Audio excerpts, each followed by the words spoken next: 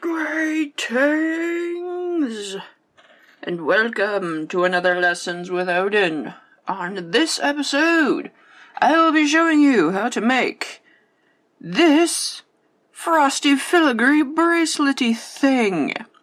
This is another piece that I have created using the beads that Beads has sent me.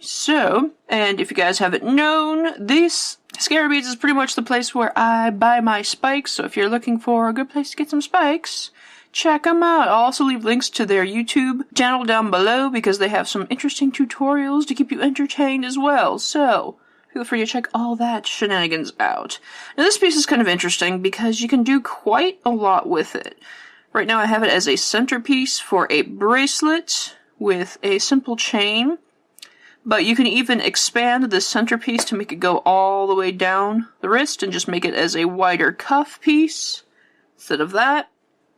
You can even make this as a choker by extending this part, or what have you. You can also do this, hang it vertically on a chain and cord and make it into an interesting little pendant piece. You can hang like a little drop at the end of this Miniduo down here, and yeah, it's just really versatile. So yes, for this project you will need size 11 seed beads, 10 2-hole cabochons. These are the 6mm types of beads. You can pretty much use any shape that you want that is the 6mm size. These are obviously the 2-hole cabochons, but you can also use the honeycombs, the domed honeycombs, the faceted ones. Just whatever, as long as it is 6mm and it has 2 holes in it. 7 4mm beads. I'm going to be using bicones this time. I've used fire polish beads in this design initially. 14 3mm beads. I'm going to be using fire polish rounds again, but feel free to experiment with bicones or rounds or pearls. 26 Miniduos. 1 clasp. And, of course, your needle and thread. I'm using a size 12 needle with some heavyweight Nymo. Now, these materials are obviously going to vary depending on what exactly you're going to do with it, but I'm going to be teaching you how to make this bracelet part. So keep that in mind. If you want it longer, shorter, you may need more or less materials. Let us get started. Alright, so we're going to start off doing the herringbone band, and that usually starts off with a ladder stitch. So I'm going to start off by threading on 2 seed beads, pulling it down, and I'm going to leave a probably 6 to 8 inch tail so that I can put on my clasp, like so. Then I'm going to pull my thread up through only the first bead so that the second bead sits right next to it. I'm going to then go down, like so, add on 1 more seed bead, pass down, so that I attach a third one next over. Then I'm going to go up, the third, and attach a 4th by going up through the third. I'm going to then go down the 4th, and then pass back through all 4 of these so that I end up at the opposite end and we kind of secure them in a nice row. So I'm just going to do that. Going up, going down,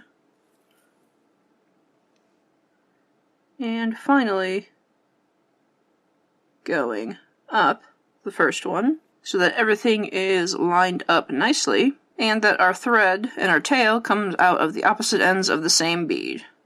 Now I'm just going to start a regular herringbone stitch. So I'm going to add on 2 seed beads and go down the next bead on my row, move up the next bead, add on another 2 and go down the last bead. Then I'm going to turn my thread. I'm starting from the last bead, so I'm going to go up the third bead, then I'm going to move over the last bead on the second row. From here, I'm ready to add on a new row going the other direction. So I'm going to add on 2, pass through the third, move up the second, just on the second row. Add on another 2, go down the first bead, just on the second row, and now I need to turn my thread. So what I'm going to do is pass through the second bead on the second row, then pass up the first bead on the third row. And you're going to repeat just like that until you have the length that you want. If you need more help with the herringbone stitch, I have a playlist that you'll find in the eye up here if you want to see what else I have done using this stitch. But repeat this until you have the length that you want. You'll have to do a little bit of math to figure out how long each segment's going to be. This centerpiece from the end of the Miniduos is about 2¼ inches. So basically you'll take the full length of your bracelet that you want at the end, subtract 2¼ inches, then you will also subtract the length of your clasp. Take whatever is left and divide it in half so that you can tell how long your 2 herringbone straps should be. And this is what you end up with after you've gotten your length that you wanted. Now we're going to cinch the top row together so that we make our base for our focal piece. So I'm just going to go down the next, I'm going to go up the third, I'm going to move back down the second, and pull tight so that it purses together. I'm going to go up again, then I'm going to go down through the first on the last row and the one before it, because I'm going to turn my thread again so that I end up going upwards through the first bead on this column. And you should have everything pinched together. Now before we continue on to the focal, make sure you have enough thread to do the centerpiece. If not, end whatever thread you have left and add another one. Now on our thread, we're going to add a very specific series of beads. So starting from the hole you were coming out of all the way in the herringbone piece, we're going to add 1 size 11, 1 Miniduo, 1 3mm, 3 seed beads, 3mm, Miniduo, 2 seed beads, 3mm, 2 seed beads, Miniduo, 3 seed beads, Miniduo, 2 seed beads, 3mm, 2 seed beads, Miniduo, 3 seed beads, Miniduo, 2 seed beads, 3mm, 2 seed beads, Miniduo, 3mm, 3 seed beads, 3mm, Miniduo, and finally 3 seed beads. Once we pulled this down on our thread, this part, these 2 seed beads up here are going to act as our base herringbone for the opposite side of our bracelet. So I'm going to basically ladder stitch them. I'm going to take my thread and pass through the middle of these 3 seed beads so that the last bead moves over to the side of it. I'm going to pull it down as tight as I can so that it's flush against the previous seed bead. Then I'm going to use the ladder stitch to add on 2 more seed beads. So I'm going to go down, add on 1 seed bead, anchor it down like that, go up the third, add on 1 seed bead, and anchor it. I'm going to go down the last one, and then pass back through these 4 again so that we anchor them in a nice position. Now from here what I'm going to do is pass through the second bead on our ladder stitch. Then I'm going to pass through that free floating seed bead and the hole of the Miniduo that we started from. I'm going to then pass through the next 3mm as well as the 3 size 11 seed beads, going down the edge row. So that is where we end up at. Next I'm going to add 2 size 11 seed beads and pass through the second hole of the next Miniduo over. Then I'm going to add 1 2-hole cabochon from the top hole and pass through the second hole of the next Miniduo over, so that it pinches the 2 Miniduos together. Next, I'm going to add 1 size 11, 1 4mm, 1 size 11, and pass through the next bottom hole of the next Miniduo over, so that we end up with this. Then I'm going to add 1 more cabochon, 1 more 4mm, and 1 more cabochon in this area, so that our piece looks like that. Next, what I'm going to do is add 2 seed beads and pass through the 3 seed beads, as well as the next fire polish bead, next to the Miniduo here. Like that, so we basically repeat what's going on the other side. I'm going to then pass through the top hole of the Miniduo and the free size 11 seed bead just before our herringbone pattern. I'm going to then go down the second bead on the very first row of herringbone, move directly up the third bead.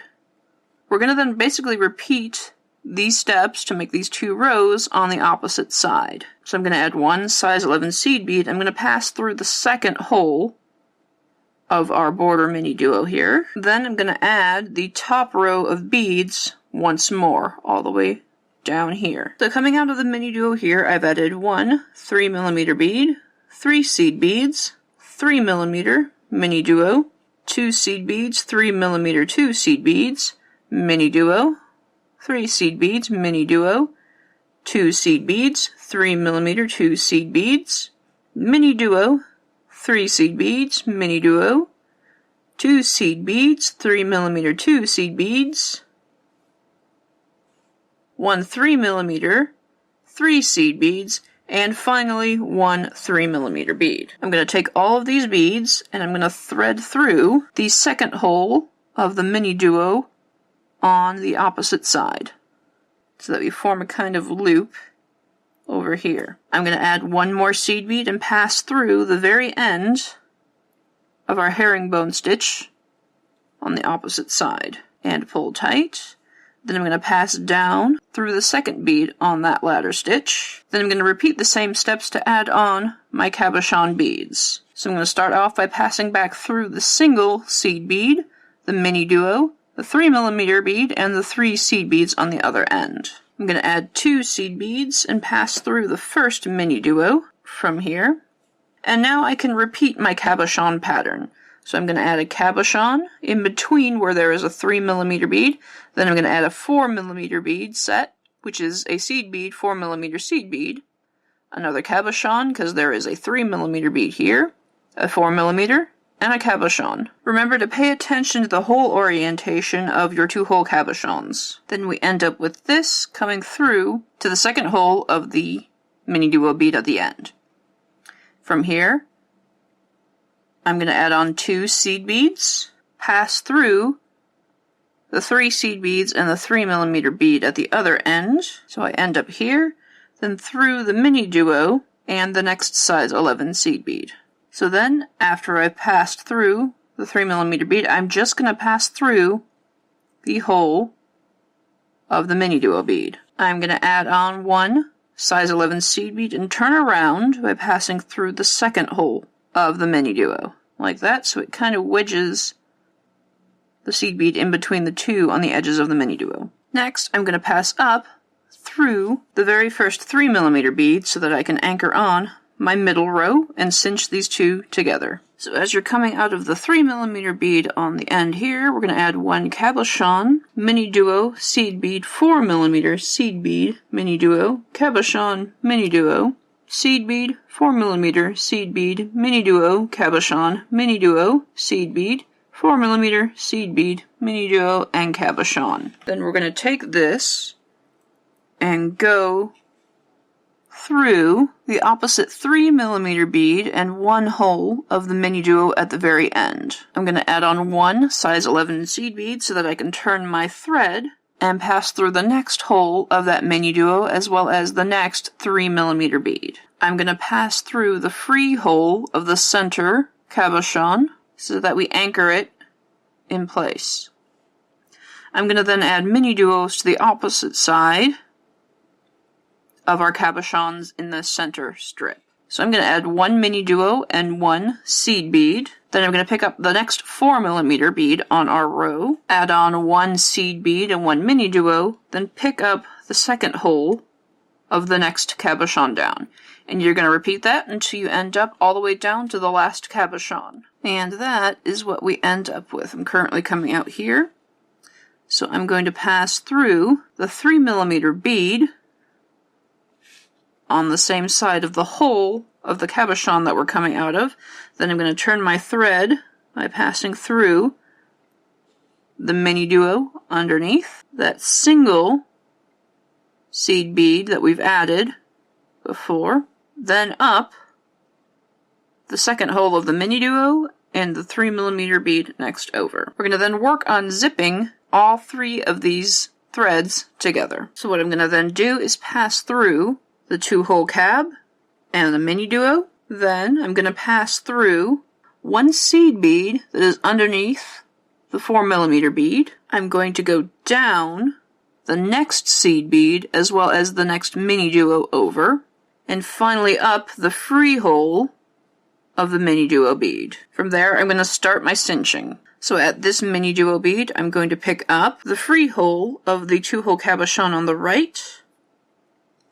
Then I'm going to pick up the next Miniduo over. Then I'm going to add 1 seed bead and pick up the 4mm bead on the right. I'm going to add 1 seed bead and pick up the next Miniduo over. Then pick up the next cabochon and repeat in this manner until I've zipped up this side. Once I have reached the last Miniduo on my right side here, like this, I'm going to turn my thread again so that I end up on the other side. So I'm coming out of this hole of my Miniduo. I'm going to pass through the second hole as well as the single size 11 seed bead. I'm going to go down the next size 11 seed bead and Miniduo, then finally through the free hole of that Miniduo. Then you're ready to zip up the left side. So you end up with this, and once you've finished here, you can go ahead and end your thread by adding half hitch knots in between beads all over the area and clipping your thread short. Then add a new thread over at your other end, starting over at one of your end beads at this ladder stitch to continue your herringbone on the opposite side. Then to add a clasp, I'm going to do a herringbone stitch, but with only using 1 bead. So my thread is coming out of the very end here. I have 1 seed bead here. I'm going to go down my second so that I've got my seed bead stuck up there. Then I'm going to make my second herringbone stitch up here. But this time I'm going to go down 2 rows instead of 1 so that I can turn my thread correctly. So now I'm going to go up 1, then over here and through that single bead on the left. Then I'm going to add 1 seed bead, my clasp, 1 seed bead, and pass through the other bead here. In order to reinforce, I'm going to go down through 2 rows. Then I'm going to turn my thread like normal by going through the next one, then over the top one here, through those beads, and keep doing that until I think it's secure. Then I'm going to tie off my threads and add my clasp on the other side. And then with luck you will have your finished piece. This is kind of a really interesting component, and it took a little bit of juggling, so be sure you're careful about what your beads end up at and their orientation. Make sure nothing's flipped around. Double check your Miniduos to make sure both holes are empty before and not plugged before you thread them on, because that will be very, very painful for you. But yes, so like I mentioned, this is a pretty versatile component. You can even, expand it into a bracelet, make this whole thing a cuff, do like a little pendant with just this bitty bit, do like little sections that are made out of just 4 pieces. I don't know. Do whatever. I really want to see your guys' interpretation of these, so be sure to share pictures with me. Join us on our Facebook group at Creations from Lessons with Odin and be like, Odin, this is what I made. You like it? And I'll be like, hell yeah, I like it. So yes, share it with me. Join our Facebook group. The links will be down below. As always, along with a lot of other pertinent information. Be sure to check out Scary Beads as well, because they got some cool stuff. I have one more tutorial planned for them, and it will be involving the Zolly Duo, so be sure you're subscribed to make sure you get updates of when I do that. Everything will be down below. So yes, I think that will do it for me. Be sure to like up this video and subscribe if you want to see more bullshit from me. thank you guys so much for joining me. And of course, if there's anything I need to be trying out right now, feel free to let me know down below. And I will see you next time.